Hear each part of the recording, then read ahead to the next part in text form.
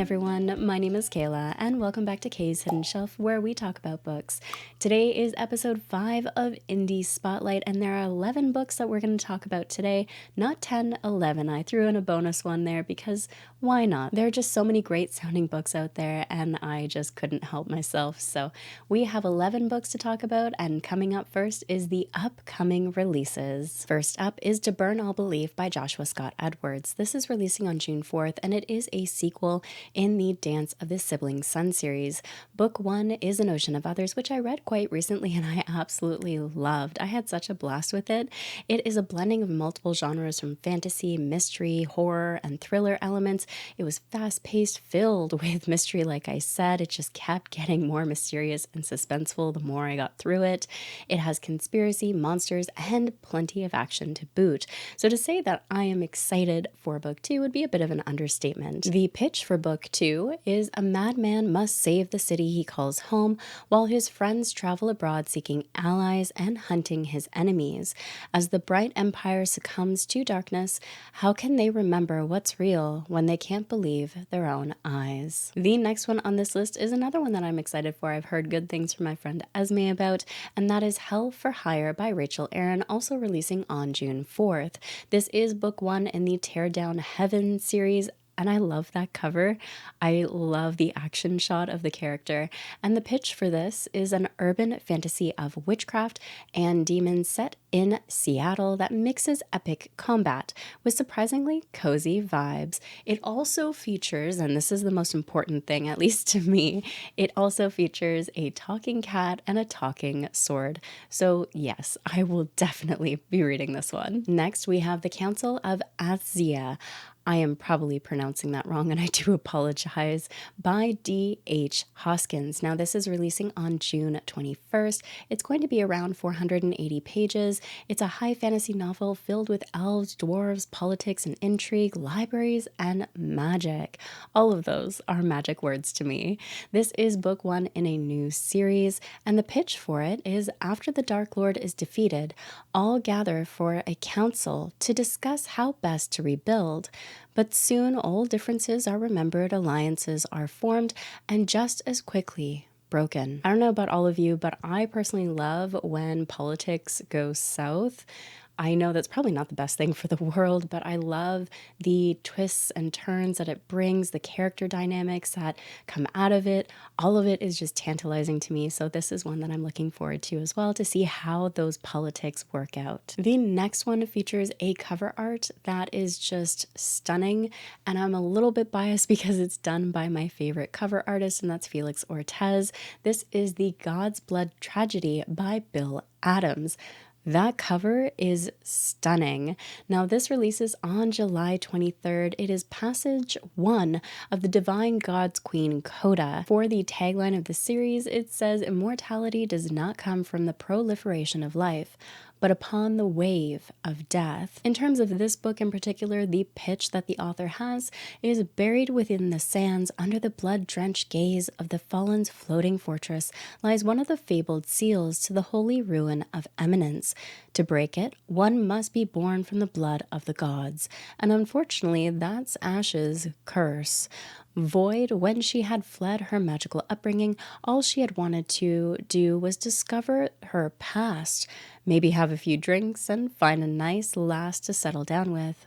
But no, she has to be drawn into a rebellion between meddling divines. Also, if you look closely on the cover here, you can see a few elements that at least stood out for me. It seems like it's got some kind of technology level that is reminiscent to me, at least, of Treasure Planet or steampunkish, and mixed with this fantasy and the dragon in there. So I am really curious to see the world on this one and to see how the story plays out. Afterwards, we have a novella, and that is A Reckless Courage by S.K. Putt. Now, this is a Viking fantasy, and it's releasing on July 7th of 2024. This is a prequel backstory that delves into the land of Krakar,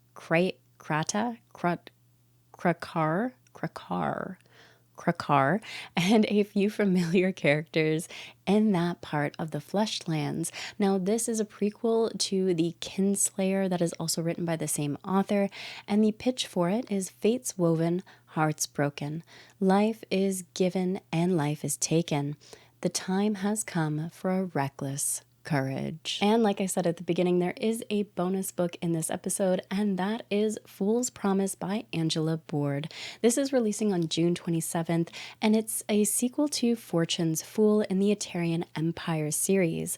The pitch for it is the Italian Empire series is a twisty, character-driven Italian Renaissance-inspired epic fantasy with a strong emphasis on the romantic relationship of the two main characters, Kyra and Arsenault. So that is the upcoming releases. Let's dive into the recent releases. And I've just realized looking at my notes that I actually did balance this out. So there's technically 2 additional books than I normally would do. So there's 12 books in this episode.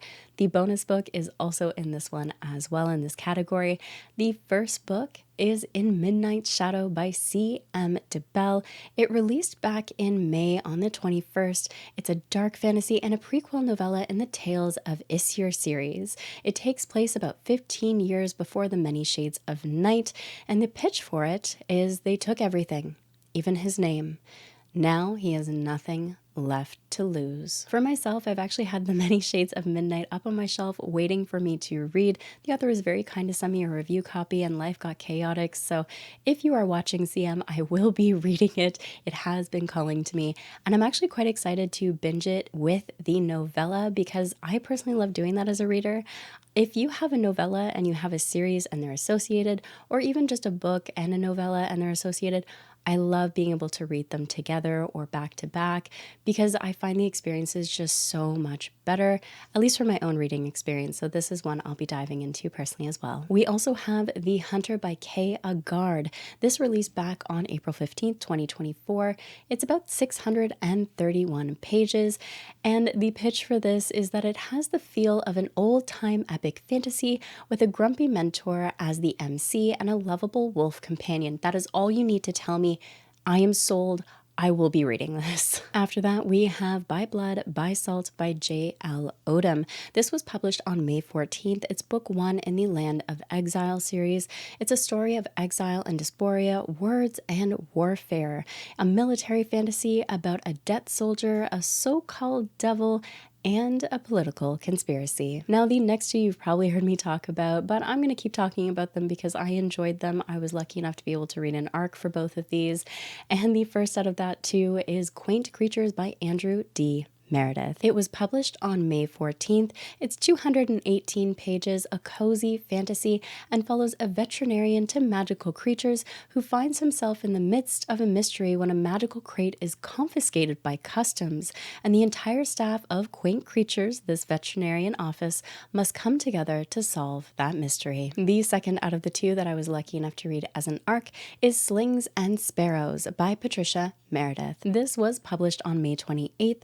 It's 212 pages, and it's a cozy murder mystery set in the 1990s, which I personally love. Like I said, I had the opportunity to read the arc for this, and it was so nostalgic for me being a 90s kid. There were so many references that just made it completely wholesome for me. The pitch for this is the murder of a performing whistling cockatiel sends bird-loving sisters Goose and Penny into an investigation to solve this bird's death.